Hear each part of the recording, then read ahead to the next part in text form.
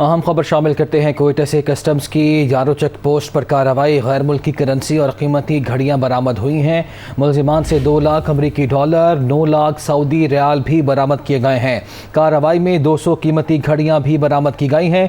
Customs हुकाम की जानिब से बताया गया है। ये भी बताया गया है कि बरामद की गई करेंसी और घड़ियों की मालियत 9 करोड़ 51 लाख रुपए है। स्मगलिंग में मुलव्वस मुलजिम गिरफ्तार। गाड़ी भी कब्जे में ले ली गई है। कस्टम्स हुकाम की जानिब से ये कन्फर्म किया गया है। कोयटा से आपको अपडेट कर रहे हैं। कस्टम्स हुकाम ने यारो चेक पोस्ट पर कार्रवाई की है और गैर मुल्की करेंसी बरामद की गई है। इसके साथ साथ कीमती घड़ियां भी बरामद हुई हैं। मुलजिमान से 2 लाख रुपए, 2 लाख अमरीकी डॉलर, 9 लाख सऊदी रियाल भी बरामद हुए हैं। और ये बताया जा रहा है कि बरामद की गई जो गैर मुल्की करेंसी है और घड़ियों की मालियत 9 करोड़ 51 लाख रुपए है। कार्रवाई में 200 कीमती घड़ियां भी बरामद हुई हैं। कस्टम हुकाम की जानिब से बताया जा रहा है। स्मगलिंग में मुलव्वस मुलजिम गिरफ्तार और गाड़ी भी कब्जे में ले ली गई है।